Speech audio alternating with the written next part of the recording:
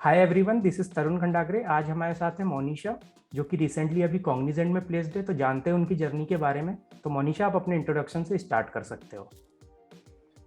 Hello friends, my name is Monisha Chiblani and I am an fourth year undergraduate in LN City College, and I am placed in Cognizant at the role of analyst trainee with package 6.75 LPA, and my journey has been great in Cognizant till now, and I am doing training in Cognizant right now, so I'll be sharing my views according to it. या sure sure. सबसे पहले यार मोनिशा, हम start करते हैं आपके college की entry के बारे में कि कॉलेज में जब आप जाते हो तो बहुत सारी चीज़ें होती है। किस तरीके से आपने प्रिपेयर किया, फर्स्ट ईयर में आपने क्या क्या चीज़ें देखी, अवेयरनेस कम होती है तो वो क्या क्या चीज़ें आपने कर ली थी फर्स्ट ईयर में? So actually, I used to live in hostel. मैं hostel में रही हूँ first year and second year में। तो काफी न्यू फ्रेंड्स मिले मुझे उधर, एंड काफी अलग अलग ब्रांचेस के मुझे फ्रेंड्स मिले। And first year is all about the basics of all branches. Like I have also studied basics of civil, mechanical, electrical, electronics and all. First year is basically the mixture of all these things. Then comes the second year where you are going in your domain. Like my branch was IT. I got into IT according to my JEE marks, and I was totally fine. And I got placed in IT branch in LN City. Okay. So it was quite fine for me to get this, and my interest was there in computer because in 11th and 12th also I have studied IT, information technology. Okay. So then comes the second year. Second year was basically I started learning Java. My interest was in Java. I started Java and I practiced it, but because of some issues, I was not at all able to have an interest in coding. So I left it. Okay. So I was also interested in, I took part in SIH and CSI in competitions, like these all things. And I didn't got time to do coding. My first and second year was out of coding. Then comes the third year where I focused on coding. I did coding on HackerRank and then CodeChef. But mainly I did coding on HackerRank. But I will suggest the people who are preparing for placement, a good placement, they will have to have keen interest in coding, because the first step is coding. Right. 70% students get bifurcated or get filtered after this coding in the competition. coding round, right? Yeah. So coding is very important. Like I will suggest to all those who will see this video, like start whenever you get an option to get start. Like even 5 questions per day or 2 questions per day. Get your basics clear in coding. First step is coding. Don't get much involved in theory subjects and all. I'll not suggest it because it's not a fuse. Right. Get involved in coding like HackerRank. Get stars in it. Get coding competition and in CodeChef. First of all, HackerRank is a good platform for basic people. Then comes CodeChef and many. There are many platforms like coding competition. अब यहाँ पे बहुत सारे लोगों को doubt आता है कि कॉलेज में बहुत सारे असाइनमेंट होते हैं, ये सब होता है, तो आपने वो सब कैसे टैकल किया? Yeah, so it was basically like our college was from 9 to 5, and then we used to enter our hostel at 6 o'clock. Then some chill pill time. Then I used to do coding around at night time, 2-3 hours properly. Okay. I used to do coding, and all these assignments I used to do in college only. Okay. All these assignments and all. So these are the, you will have to deal with all these things. But the main thing is, if you want a good placement from your college, placement तो हो जाएगा, आपका placement तो हो ही जाएगा. Right. But अगर good placement चाहिए तो coding is the main thing, क्योंकि वो आपके concepts clear करेगा. Interviewer जो है वो आपको ये नहीं बोलेगा कि आप मुझे पूरा रन करके दिखाओ, बट आपके कंसेप्ट दिखेगा, आपका कोडिंग में कंसेप्ट क्या है, आप कैसे चीजों को टैकल करते हो. इसके लिए डीएसए बहुत इंपॉर्टेंट है, जो सेकेंड एंड थर्ड ईयर में पढ़ा था मैंने. एंड मेरे कुछ सब्जेक्ट्स है जो मुझे काफी इंटरेस्ट देते हैं, जैसे कि डीबीएमएस मुझे बहुत अच्छा लगता था पढ़ना. और फिर प्लेसमेंट्स के लिए मैंने ऑपरेटिंग सिस्टम भी पढ़ा। डीएसए में मुझे कभी इतना इंटरेस्ट नहीं आया, but algorithms and all, algorithms मैंने पढ़ी, उनको समझा, क्योंकि क्या होता है इंटरव्यू में, they ask you about questions like आप अभी इसका मिड एलिमेंट निकालो, इसका, तो जरूरी नहीं है कि आपको पूरा आउटपुट लेके ही आना है, आप थोड़ा सा कोड करोगे, सामने वाले को समझ आएगा। दे पा रहे हो तो काफी हो जाता है। बहुत काफी है, मतलब इवन मैंने VMware का इंटरव्यू दिया है first round, so they told आप, हमको आउटपुट की जरूरत ही नहीं है, हमको आउटपुट की जरूरत नहीं है, आपने एल्गोरिदम्स कैसे पढ़ा है, आप कैसे उसको लगा रहे हो इस कोडिंग में, हमको वो देखना है। Right, it's all about that. अब हम बात करते हैं, ओके, अब हम बात करते हैं थर्ड ईयर के बारे में कि थर्ड ईयर में यार सब अवेयर हो जाते हैं, प्लेसमेंट आने वाले होते हैं फोर्थ ईयर के स्टार्टिंग में, तो आपकी उस समय प्रिपरेशन कैसी थी, क्या पढ़ रहे थे आप? थर्ड, प्रोजेक्ट भी बनाना पड़ता है, सो पूरी चीजें पर डिटेल में। So I was damn lucky that we got ample amount of time for our preparation because third year में कोविड आ गया था, and इतना कॉलेज से प्रेशर नहीं आता था, ऑनलाइन क्लासेस चलती थी एंड वो भी साइड बाय साइड करनी पड़ती थी।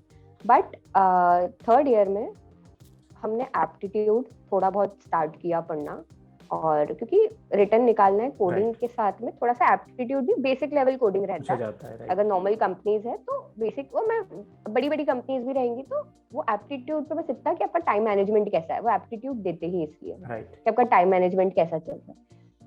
और थोड़ा एप्टीट्यूड पढ़ा, थोड़ा कोडिंग पे भी ज्यादा ध्यान देना स्टार्ट किया, हैकर रैंक से थोड़ा ऊपर पहुंचे, कोड शेफ तक गए, क्योंकि कोड शेफ के लेवल थोड़े अलग थे, मतलब मैंने कोड शेफ पे, मेरा ऐसा कोई स्टैंड नहीं है, बट हैकर रैंक पे मैं थी कॉन्फिडेंट, बट कोड शेफ पे आते आते मैं थोड़ी कॉन्फिडेंट कम थी, क्योंकि उधर कॉम्पिटिशन हाई था। हाँ, फिर मैंने थोड़ा अपने DBMS पे और ऑपरेटिंग सिस्टम और डेटा स्ट्रक्चर्स पढ़ना स्टार्ट किया। फिर मेरे कॉलेज वालों ने दे gave us a training from Cognizant Digital Nurture. Okay. The people who took part in that Cognizant Digital Nurture, it was a self-learning platform and हमको modules दिए गए थे. Like there was a web module, उसमें हमको HTML CSS पढ़ाया जाता था, उसमें Java module था, जहाँ Java के बहुत basics प्रोग्राम बनाए जाते थे, एंड क्लाउड एक मॉड्यूल था, एक फाउंडेशन मॉड्यूल था जिसमें theory subjects like software engineering और ये सब सब्जेक्ट्स थे। ओके, आपको मॉड्यूल्स में असाइनमेंट्स दिए जाते थे, एंड जैसे ही आप असाइनमेंट्स पूरे कंप्लीट कर देते हो तो आपको एक माइक्रो सर्टिफिकेशन निकालना पड़ता था। हर एक मॉड्यूल का माइक्रो सर्टिफिकेशन होता है। ओके, जैसे, और माइक्रो सर्टिफिकेशन में इट्स कंपलसरी कि आपको 70% स्कोर करना पड़ेगा। अगर आपका 70% नहीं होता है स्कोर, देन आपके पास 2 और अटेम्प्ट्स होते हैं। ओके, वो आपको अटेम्प्ट में निकालना पड़ता है। माइक्रो, हाँ, 3 अटेम्प्ट्स थे। हाँ, या तो मेरा सबसे पहले फाउंडेशन माइक्रो सर्टिफिकेशन निकल गया, वेब का भी निकल गया, और जावा का भी निकल गया, क्लाउड का भी निकल गया। देन जितने लोगों का, जितने ये मॉड्यूल्स के माइक्रो सर्टिफिकेशन निकले, उन लोगों को चांस दिया गया ICT देने का, इंटीग्रेटेड कैपेबिलिटी टेस्ट। उसमें क्या होता है, सब मॉड्यूल्स का मिक्सचर था। It was of 3 hours, the paper was of 3 hours, और उसमें जावा के क्वेश्चंस, वेब के क्वेश्चंस, सब कुछ मिक्स था। एंड द पीपल जिनका इधर 70% से ऊपर बन गया ICT में, they were promoted to digital base 2। Okay, अब ये डिजिटल बेस 2 में ऐसा था कि उसमें भी मॉड्यूल्स थे, बट हाई लेवल के मॉड्यूल्स थे। लाइक मेरे को मेरा डोमेन मिला था जावा, कुछ को .NET मिला था, किसी को डेटा वेयरहाउस मिला था, बट मुझे जावा मिला था, और मैं आई वाज हैप्पी कि मुझे जावा मिला है, क्योंकि मेरा इंटरेस्ट ही पहले से जावा में था। सो डिजिटल बेस 2 में मॉड्यूल्स थे। मॉड्यूल्स वर लाइक, उसमें एडवांस जावा था, एडवांस HTML, उसमें बूटस्ट्रैप भी आ गया था, सब कुछ एडवांस हो गया था। ओके, और उसमें मॉड्यूल्स थे, उसमें माइक्रो सर्टिफिकेशंस थे, माइक्रो सर्टिफिकेट्स निकालने थे, और फिर आया ICT 2। okay. ये इन मॉड्यूल्स का, और it was very difficult, it was quite difficult for us to clear that exam, but we gave it, and I got a call for interview for JNC Next. I will explain now what is JNC, JNC Elevate and JNC Next. JNC Elevate and JNC are the base package of Cognizant. Okay. And JNC Next is higher package of Cognizant. So I got a call, I got a message from Cognizant that they'll take my interview for JNC Next. Okay. So basically, the people who got cleared for ICT 2 were called for JNC Next interview. Okay. And then my interview was scheduled, and I gave the interview, and it was quite well. It was for 1.5 hours, and they asked me about all Java basics and also advanced Java concepts. Like they also told me to write 1 or 2 programs. Like programs were simple. It was find the mid element from a Linked list. array, and one more question was there. Like it was find the vowels from string. String. These are the basic questions that are asked in interviews for, like, if you are able to write a code in a speed, or if your concepts are clear. Yeah, so these all questions were asked, and some theory questions were also asked to me in the interview. So it was quite well. Okay. That interview was quite well. Okay. So इसके बाद आपका क्या HR round भी हुआ था उसमें, या सिर्फ टेक्निकल? या HR round was HR round भी हुआ मेरा JNC नेक्स्ट में, और वो काफी इजी था. They asked me about my how will I work in Cognizant, and अगर मुझे कोई प्रोजेक्ट असाइन होता है, दैट इज अगर वो बाहर कहीं लोकेशन पे होता है तो मैं जाऊंगी कि नहीं. They asked all about these questions, like normal questions, general questions. Okay. So अब आप स्टूडेंट्स को बताइए यार कि जैसे किसी को प्रिपेयर करना है कॉग्निजेंट के लिए, तो वो किस तरीके से प्रिपेयर करे, कैसे हायर पैकेज में जा सकता है कॉग्निजेंट के, वो किस तरीके से प्रिपरेशन रिक्वायर्ड होती है एक हायर पैकेज के? So for Cognizant, basically, I'll tell about Cognizant. Like they will continue this training. Like I think they will continue this training, Cognizant Digital Nurture. So to take part in it, take part in that training. I used to spend 5 to 6 hours for Cognizant in a day. Okay. Because they're hands-on. The assignments that they gave were too large, and it was a self-learning platform. So videos were given to us, like we have to see those videos and solve our problems, and somewhat of the problems were available on internet, but not all. Like 20 or 30% of the solutions were available on internet, like we can take help, but not everything was available on internet. So if you want, एक micro certification निकल जाएगा किसी की help से, दूसरा micro certification निकल जाएगा, but ICT नहीं निकलेगा. क्योंकि टाइम कम रहता है, और 70% इज अ बिग स्कोर, नहीं निकल पाता है. तो एक एक वीडियो देखो, एक एक जो क्वेश्चन सॉल्व कर रहे हो उसका कंसेप्ट देखो, क्योंकि सब बहुत इजी था. क्लासेस एंड ऑब्जेक्ट्स के क्वेश्चंस हुआ करते थे, मतलब बेसिक क्वेश्चंस हुआ करते थे. मतलब कब ऐसा नहीं कि एक क्वेश्चन इतना छोटा सा लेवल का है तो दूसरा क्वेश्चन बहुत बड़ा लेवल का, नहीं, सब एक ही लेवल के क्वेश्चंस हुआ करते थे. अच्छा था. डीएस से थोड़ा एल्गोरिदम पे ज्यादा ध्यान देना चाहिए, क्योंकि वो कहीं ना कहीं कंसेप्ट क्लियर करता है एल्गोरिदम. और मतलब थोड़ा बेसिक्स भी क्लियर करते रहो, जैसे सॉफ्टवेयर इंजीनियरिंग पे थोड़ा ध्यान दे दिया, और कंप्यूटर नेटवर्क भी मतलब थोड़ा डिफिकल्ट है, but it's like networking is difficult, but वो कहीं ना कहीं इंटरव्यू पे अगर अपन बोलते हैं कि हमको नेटवर्किंग आता है तो वो अच्छा इम्पैक्ट डालता है, क्योंकि नेटवर्किंग इज ऑल अबाउट अपने घर पे जो चीजें हैं, जो फिजिकल एनवायरनमेंट है, वो कहीं ना कहीं देख रहा है कंप्यूटर नेटवर्क. कॉग्निजेंट में प्लेस्ड होने के लिए डीएसए का क्या रोल है? मतलब स्टूडेंट को डीएसए कितना कर लेना चाहिए कि वो कॉग्निजेंट में प्लेस्ड हो जाए, एक अच्छी प्रोफाइल? सो लीनियर डेटा स्ट्रक्चर, लाइक मैं ये सजेस्ट करूंगी कि नॉन लीनियर डेटा स्ट्रक्चर तक तो नहीं जाना चाहिए. मतलब अगर आप लेट हो चुके हो, अपने इंटरव्यू को प्रिपेयर करने में लेट हो चुके हो, तो एटलीस्ट लीनियर डेटा स्ट्रक्चर तक, जैसे एरे है, स्टैक है, लिंक्ड लिस्ट है, इन सबको आप अच्छी तरह पढ़ो. मतलब इन पता करो कि इसके एप्लीकेशंस क्या होते हैं. इनके 2-3 प्रोग्राम्स बनाओ. मतलब अपना लैपटॉप खोलो, प्रोग्राम्स देखो, बनाओ कि कैसे इम्प्लीमेंट. लिंक्ड लिस्ट अगर लिंक्ड लिस्ट है तो उसमें अगर हमको एक एलिमेंट डालना है तो कैसे डल रहा है, लास्ट में डालना है, मिड में डालना है, कहाँ डालना है, कैसे डल रहा है, उसके एल्गोरिदम को समझो. मैं आपको बता रही हूँ कि जब मेरा इंटरव्यू था, they asked me about that mid element, and मैंने सिर्फ 5 मिनट या 6 मिनट सिर्फ कोड किया, and they don't stop it. Okay क्योंकि उनको समझ आ गया था कि हाँ मैं मिड एलिमेंट डाल मतलब डल रहा है वो, उसने मुझसे पूरा प्रोग्राम नहीं लिखवाया था। ओके आप एटलीस्ट लीनियर डेटा स्ट्रक्चर में स्टैक को अच्छी तरह कर लो, स्टैक अच्छी तरह इन सेंस कि आप उसकी डेफिनेशन पढ़ो, उसके कंसेप्ट क्लियर कर लो कि उसके क्या क्या एप्लीकेशन होते हैं, क्या यूज हो रहा है, उसके 2-3 प्रोग्राम्स गूगल पे देखो, फिर अपने आप से 3-4 स्टैक के क्वेश्चन निकालो कि स्टैक के क्या क्या क्वेश्चन बन सकते हैं, और फिर मतलब प्रिपेयर कर लो एक टाइप से उसको, थोड़ा सा रट लो कि स्टैक में क्या एप्लीकेशन यूज हो रहा है, क्यों हो रहा है। राइट। कभी कभी इंटरव्यू में थ्योरी में भी पूछ लिया जाता है कि स्टैक की एप्लीकेशन बता पूछ दो, लिया जाता क्यू है की स्टैक के एप्लीकेशन बता दो। एप्लीकेशंस और लिंक लिस्ट, और जैसे ट्री और ग्राफ देख थोड़े उनके एप्लीकेशंस हाई हो जाते हैं, एंड इवन इंटरव्यूअर्स नहीं पूछते हैं बेसिकली, क्योंकि उनको भी पता है कि थोड़ी सी कोडिंग टफ हो जाती है उसकी, तो लीनियर तक ही रहते हैं बेसिकली वो लोग। हाँ मोनिशा, तो आप थोड़ा अपने प्रोजेक्ट के बारे में बताओ कि प्रोजेक्ट आपने क्या बनाए थे। ठीक है, तो मेरे प्रोजेक्ट्स बहुत बेसिक थे actually. I made project of my own, मेरे साथ मैंने कभी टीम के साथ प्रोजेक्ट्स नहीं बनाए, क्योंकि कोविड आ गया था, तो इट वाज लाइक मैं कोई ट्रेनिंग कर रही हूँ तो मैं अपने आप से ही अपना प्रोजेक्ट बना रही थी। मैंने एक तो डायनामिक वेबसाइट बनाई थी, वेब ऐप बनाया था, नोट रेसिप्रोकेटिंग वेब ऐप, एक नॉर्मल सी वेबसाइट थी, ज्यादा कोई मतलब डायनामिक थी कि मेरे उसमें अच्छे तरह फीचर्स चल रहे हैं ऑल।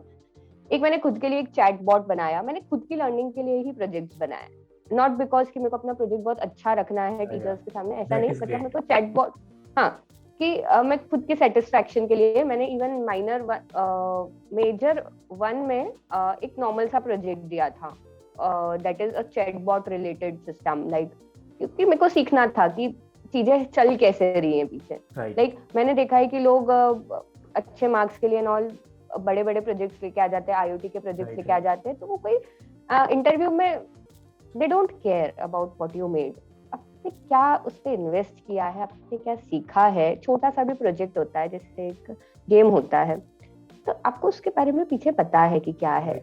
इंटरव्यू को बस यही देखना है। वो उन्होंने मुझसे नहीं बोला कि तुमने इतना बेसिक प्रोजेक्ट क्यों बनाया, उन्होंने एक बार भी मुझसे नहीं पूछा। दे ओनली टोल्ड मी कि हाँ आपको पता है ना पीछे से क्या था, and even they told me to write the code of that chatbot somewhat, क्योंकि बेसिक था। मैंने ये भी बोला था कि मेरे को खुद की लर्निंग के लिए बनाना था प्रोजेक्ट, तो उन्होंने मुझसे बकायदा क्वेश्चंस भी पूछे थे उसके। तो उतना ही लिखो अपने प्रोजेक्ट्स में जितना आपको आता हो, दैट इज फ्रंट एंड तो इट्स लाइक सबको ही आता है आज के टाइम सभी पे, लिखते हैं बस रिज्यूम में कि बैक मुझे एंड पे आप एचटीएमएल उतना ही, आता है, हाँ सीएसएस आता है। हाँ राइट राइट। HTML अब बैक एंड पे जब चीजें आ जाती है, और इंटरव्यू का अगर ऐसा हो गया कि ये प्रोजेक्ट बहुत हार्ड है, बच्चा नहीं बना सकता है, तो वो आपसे बैकएंड की कोडिंग भी पूछ सकता है, कुछ भी पूछ सकता है बैकएंड से रिलेटेड, डेटाबेस रिलेटेड कुछ भी पूछ सकता है। तो उतना ही प्रोजेक्ट बनाओ जितना आप श्योर हो कि हाँ इंटरव्यू के दिन, क्योंकि इंटरव्यू के दिन आपके पास प्रोजेक्ट्स का टाइम नहीं रहता, आपके पास बहुत सारी चीजें रहती है, आप अपने कोडिंग के लिए प्रिपेयर करोगे, आप अपने थ्योरी के लिए प्रिपेयर करोगे, सब कुछ आ जाएगा। तो प्रोजेक्ट इज लाइक कि आप बनाया छोड़ दिया, उसके बाद आप प्रोजेक्ट्स हाथ नहीं लगाते। राइट। तो तब सिर्फ थ्योरी काम आता है। तो और प्रोजेक्ट बहुत बेसिक बेसिक बताओ, मैंने चैटबॉट बनाया हुआ है। इसमें एक और चीज आती है कि जब आप टीम में प्रोजेक्ट बनाते हो तो उसके बारे में जानो अच्छे से, पूरा प्रोजेक्ट का नॉलेज आपको होना चाहिए जब भी आप इंटरव्यू में जाओ।